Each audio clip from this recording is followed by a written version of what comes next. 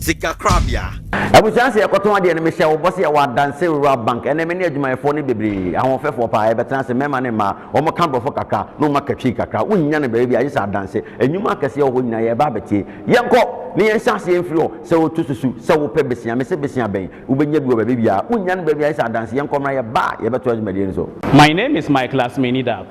I welcome you to Adansi Rural Bank. It has been said that the right thing to do and the easy thing to do are seldom the same.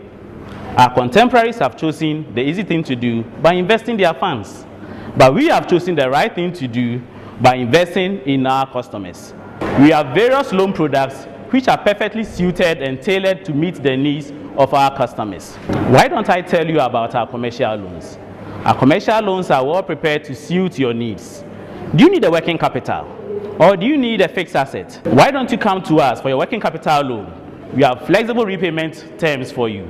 At Adansi Rural Bank, we grow you and your business. At Adansi Rural Bank, we grow you and your business. Mama Kwaba Stronko eba Adansi Rural Bank. Me dey the Benis Deborah. Adansi Rural Bank or products bebree a yede som ye ready for. Dem me no ebe ka ho asem eye yen commercial loan. Commercial loan ye loan stronko a ya hyehyɛ ma ye ready for a omo ankasa eye omo adwuma anaso omo biebie omo adwuma a ye tafe omo say businessmen and women. The patcha we be a provision shop. Oya contractor, baker, pure water be wan so ye bi ana akokwan so kofa nyoma beton. Ene ye commercial loan ene beboa. Tutu anamo ne bra Adansi Rural Bank enkrabata bia eben wo na ye beso wasene na watre wadwuma nim na adwuma no aye kra be hye. Adansi Rural Bank, we grow you and your business. Hello, you're welcome to Adansi Rural Bank. My name is Paul Kwabna. Over the years, the bank has struck a lot of successes in terms of growth and profitability. This is manifested of the bank being part of Ghana Club 100 over the period. Why not be part of this success story by acquiring shares at a minimum of 50 shares? Currently, the share price is 25 pesos. This means that you need only 13 Ghana cedis to be part of this success story. Why don't you rise to any of our branches to acquire shares now? You are guaranteed dividend at the end of the year. Our dividend yield is one of the highest the industry can offer you in the whole country. So why don't you rise to any of our branches to acquire shares now? At Adansi Rural Bank, we grow you and your business. At Adansi Rural Bank, we grow you and your business. Mema akwaba ba Adansi Rural Bank. Ye frame Roberta Asabre Sakode. Adansi Rural Bank. Ye mawo ene wadwuma enyini. Ne santi ena yahyehyɛ enhyehyɛ ye bebre a ema ye dwadifo empo wana woni ye ni nsawoso akwanya ema wotimi edi sika efri Adansi Rural Bank ekɔ bank foforo a enye Rural Bank. Adansi Rural Bank ACH so ema wo akwanya ema wotimi ba sa wo ye dwadi ni a oba na wo ne yen abeye enhyehyɛ me kwakwan so me pese me gi me sika ewo ebia wa Cape Coast Accra de uhia ne se obeba Adansi Rural Bank odi bank kro no edin ne branch wa account number ebema Adansi Rural Bank for emriti awabi mu pe onsa beka wo sika ewo baabi kra okofa onyoma no akronfo adolso enti ye ma obi nkwaji udwetire enu nti na ye frɛ wo sebra Adansi Rural Bank o ye customer fa wo sika ne beto wo account nim de ye hia ne se ye beyi afri wo account nim na ye de abrɛ wo baabi biara a owo ebiom ye wo akwanya bi a yetimi ma wo de bank foforo check ebrɛ ye na ye kɔ clear edemaw se wo adwadifo bebre na okɔ na omoma wo check a enkasa me de ekwan wa mintimi nkɔ ana bank no menini ndidwa fa check ne bre Adansi Rural Bank yen ya ye beko na ya kwaji sika no e de abeto account mu e de amount ebiom Adansi Rural Bank o de o check no e bre yen ya ye wo de ye no express adana onsa beka sika se o wadwadifo na o de obika na sika eni wo ho imprempre na fa Adansi Rural Bank check ema onipa kro ono so bekwa akokle na watua woka ama ohu ato Adansi Rural Bank ye bowo ene wadwuma ho ban na ye sama wunyini ewo asombium. Adansi Rural Bank, we grow you and your business. Welcome to Adansi Rural Bank Limited. Bedes Ahinkwa Kwashe is my name. Adansi Rural Bank Limited offers numerous services to our clients in the urban and the rural areas. I would like to talk to you about our special savings account. Special savings account is an interest-bearing account which offers our customers the opportunity to deposit cash and also withdraw without the prior notice of the bank. No matter how small your income may be, our special savings account can serve as a purpose of helping you save a fraction of your income for the unforeseeable future. With just an ID card, one passport picture, and a minimum amount of 10 Ghana cedis, you can open a special savings account with Adansi Rural Bank. With Adansi Rural Bank, your future is secured. Adansi Rural Bank will grow you and your business. Adansi Rural Bank, we grow you and your business. Midende Roja Mwakon. Adansi Rural Bank, skakrabia, adwene wo bia ho. Nesa yesu ntino, ye wo dwumadi ahodo bebra yedie. Ne mu ba ko ampese me no nche ene se ye wo dwumadi ye friend microfinance. Da microfinance no, we ye dwumadi a ye de boa ye ne a ye obotae se da chi yenso pese ya sitremu ekoye na mre a ye nisika a ye de bi frase enti safwe ye kan hubo miseku a bank na etu anamo eba ye na aso ene e bedi nkomo e kire yen ekwan e befa so e betima kan hu abom na ya tena se nipakuo baako na ya nya sika ho ntetiye ene ya sitremu ntetiye na bank na ame ye besia ne ye de adaadaa ye ho e de daadaa ye ho a bank na enu abeba ye na aso no abaji sika no emere esemu mutua wie nso a na bank no san de foforo e de amawo e kopem se wa nso asetena betimi aduru mra a obepese afi de wo be free microfinance ni mu na waba microfinance mu asekere de se ebeduru mra be na fina usika sem akosoro enti wa nkasa betimi agina wo na aso na wa waje wo besia emfaso wo mu bie ni se emra e beke hu abom se ekuo no se dem di kan kire mu no yene ya na ye beba wo na aso enti wo mmoka bia e wo dwumadie ho besia enya besia ye de mawa ye tie ani anase ye yi bibi efiri so sika wo busa ye no se sika pepepe ene ye de be hye wonsa nyame ye wadom na wutua wie mpa bank ne hwesi bia wutua na so ani a bank no mpo esan ma wa kyede a ebe ma wo so ani aso no akoso ene ye di dwuman Adansi Rural Bank ye dwene eye umpuntuo eho. Adansi Rural Bank, we grow you and your business. Sikakrabia. You are welcome once again to Adansi Rural Bank. My name is Yao Ejenim Boateng. I'm going to introduce you to one other loan product of Adansi Rural Bank, and that is microfinance and group loans. Microfinance and group loans are designed for petty traders, especially women who are trading or selling by the roadside and in the markets.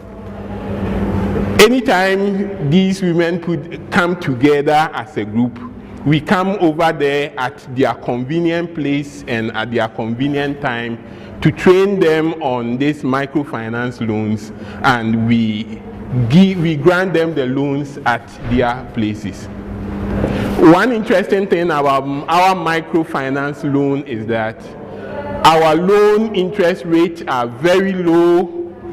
It is convenient to the market women because we work to them. They don't come to us because we know they don't have a lot of time to spare. After a successful loan repayment period, we do another loan for them, and within a short possible time, at a minimum of 1 week, we refund the loan to them.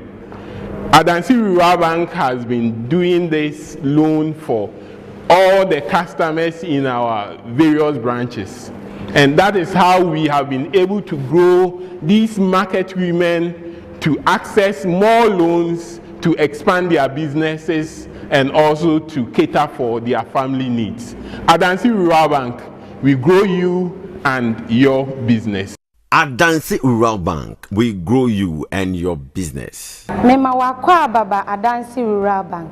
na ami a megyina he ofra me Monica Benya wa Adansi Rural Bank dwumadi bebre wo ha ye no wo aha no na ma me pede me ne wo eche remittances what can remittances are on abade remittances ye sika mane no ho nsem na me pede me ne wo eche Apes link ye money transfer Adansi Rural Bank ye ko nkro bebre a we twa Ghana fa na nyina we hiem wa na ebi ni de edi money transfer akọ from Accra to Kumasi Cape Coast to Takrade anaso de yeji aso epede ekokwan na mpede ebedi sika ebe hye wo ho na weja wa adwenje na onuadofo tuchemika Adansi Rural Bank na brani enye money transfer mfa nkoma wo bebi mepede ekedi ugwa no wo no aso wo baby eko school wo bebi a wa pam ni school fees na pede edi school fees kamanen na yane de ebeba Adansi Rural Bank na abani ya money transfer na mo ye wonketesia na mrente a wa kwadwen wo adwumani mu a eba sima kakra bi na wa show onfam de ye customer anaso de enye customer ni nyina ne de ebeba Adansi Rural Bank no wo be show ma wenyu agi Adansi Rural Bank ye ma wadwuma tumpon Adansi Rural Bank, we grow you and your business. Mezenze Prince Henry Addison Mwakwa Baba Adansi Rural Bank. And the Mamenyon Chayin products crab menu John Papa Adansi Rural Bank. Your friend Eastwish. You can Eastwish or yen product ono our card do. Na card America one semi fi Bank of Ghana na de ofi gifts. Na za oye nyije keso ho nyede omo wa kwanya ma yen man mu bank bia etum ko kedi ugwa. Anada ekeye za eketi bank dwuma bia. Na iyi na menu agye ho pii. Osande oboa ma hene gwedifa wo fi Techiman wo fi Nkran wo fi Cape Coast wo fi Takrade wo ko mbia ho kezi wono gwa no oboa mo de won sika sie ende kwandro ayehu na akromfo so adoso the maintenance serutu kwan akone kezi ugwa mo hia ende boko Adansi Rural Bank na baba Adansi Rural Bank yene krobete bia na du ska ebogu card edo na se nyame ye wadom na ekodu obia edi ugwa na afi boko bank bia oben Omeka bank bia oben Saint nye dem yene card mo akwanya ma etumu ko commercial bank bia Meka commercial bank onye Barclays Ghana commercial bank HFC announce the Rural Bank oben bia empo savings and loans bebre ho ma ekwa onsabaka uska asanso abafie aboso ewe aboto ebusuafo asomdwim afi so yen card bua ma ho na woje won salary if you controller another one na we wie school na mpo okay national service me yan de botu America embrino dra Adansi Rural Bank na Adansi Rural Bank azo ye Nigeria de customer bia botu na esi obi a wosemam ye bo hwe bibia ohia de ye nya ma wo gwa another ma wo transaction otum ye successful na yen dwuma ye phone bobo ma etuma ye nyina wa bra enya ahocher bia wa Adansi Rural Bank. We grow you and your business. Adansi Rural Bank, we grow you and your business. Mema wakwaba eba Adansi Rural Bank. Midin de Irene Pokuya Mafo. Adansi Rural Bank ewo loans ahodo bebre. Na niye me pesa me no ka ho asem eye salary loan. Yakasa salary loan na salary loan eye debade. Salary loan eye bosia ye de ma omo market ya efi aban mu eba. Any omo a market ya efi ankrankra enyumako ahodro a aka ebi ti se police ni teacher ni anasa nurse ni ye wo hia ni ID card any passport pictures too impose ID card na yira Adansi Rural Bank sebra ye ya be hwehwe ID card no ne de abie account na ma na wakati ya na baba akumie no ne prensa so no Adansi Rural Bank say ye be salary loan yi ebi amount odofo obayare ana den na to wonpofimu a woni sika esanse akatua emae esanse Adansi Rural Bank ya dwen ho na wo hawo ye hawo nti ya sebra ya bema osika abra wakatua emae na bosome so na wakatua ba watua se Easter wo hoi na bronya wo hoi na school fees nso ye nya ntwia nwie ye die Adansi Rural Bank say ye wo Easter bonanza yawo Christmas bonanza ene yawo back to school bonanza yede ma omo market yafa Adansi Rural Bank nyina enti odafo tutumrikai na bra Adansi Rural Bank yankra beta a hyeta wo man mu nyina Adansi Rural Bank yɛmma wo ne w'adwuma tumpɔn. Adansi Rural Bank, we grow you and your business. Mo akwa Adansi Rural Bank. Ye friend me King David Abuajado. Wo Adansi Rural Bank, your products bebre a yedi dwuma wa. Ne mo ba ko enne. Me pese me no di hu nkomo sesi any PSF. PSF eye bosia a yede ma aban adwuma yefo. Se wo ye teacher ni, wo ye doctor, wo ye nurse, sabi wo ye labourer wa aban adwuma eni bia mu no, wo qualify. We ye hia collateral. We hia guarantee bia akofa paper we bra akofa we bra bia ni. De hia wan say wakatua every controller and accountant general department. Obi nkase puduenshi na emom se BBC dia eno ane se obefa voters ID card aban card bia ya gye atum se adidi dwuma Ghana na ofa passport pictures too adan na wontutu anamo na wo ma ya nkura bata bia ewo oman mu oba ye wo adwuma ye fo ya tete wo mu a wo no betena se eno wa ye nhyehyeye pa ama reho ade ba ya na wodi anigye ebekofie sempo susu untimi ma ye numbers wo frɛ ye beba ye wo mrancha etoma da bia bi mu enenam office to officer oni ankrankra bebre edi dwuma adanse de ye pese ahoto no eye bebre adanse ye boawo emane wa dwuma enyini bom. Adansi Rural Bank, we grow you and your business. My name is Michael Asmenidaku. Welcome to Adansi Rural Bank. Adansi Rural Bank has another loan product called the auto loan. Adansi Rural Bank provides the opportunity for you to own your own vehicle, or if you have a fleet of vehicles, you can add on to it. We provide you with extended repayment period, which will make you feel comfortable in repaying the loan. So if you want to own a truck, a taxi, or a boboya, please come to Adansi Rural Bank for your auto loan. Why don't you visit us in any of our branches? Speak to us, and we promise you we'll get you a car of your choice. At Adansi Rural Bank, we grow you and your business. Adansi Rural Bank, we grow you and your business. Midin de Benis Debra, Adansi Rural Bank ahyehyɛ loans shronku bi a yato ne din sɛ asset financing. Asset financing yɛ bosia eboa ma wotimi esiesie ofie. Mepacho de na opese woto. Flat screener abaso bi ana, microwave, washing machine, kettle. Me kana mejadien adie bi a electrical appliance yisu ofie de. Adansi Rural Bank say me nko ne nko redeem investment say wo de ko siesie wo dem. Pacho bra ye beto amount said ye be ya abrabo no ebe simple. Ye be ba obre na wo de atua say afimpo na opese utia. Ye be ma okwan na watua said ye be ya abrabo no ebe ye mre amount. Adansi Rural Bank de ye hye e ma wo ni wadwuma etumpon. Adansi Rural Bank, we grow you and your business. Memao akwa baba Adansi Rural Bank. Midin de Portia e champon. Adansi Rural Bank wo products bebre ma boa o hwemi. Oye sole proprietor, moye partners. O company and say o enterprise. Adansi Rural Bank e design product fe kama bi ama wadwuma na ye friend corporate accounts. The obeya ne say Ubeko ye branches a etwa ye ho ahia yi nyina na wabie account ama wadwuma no.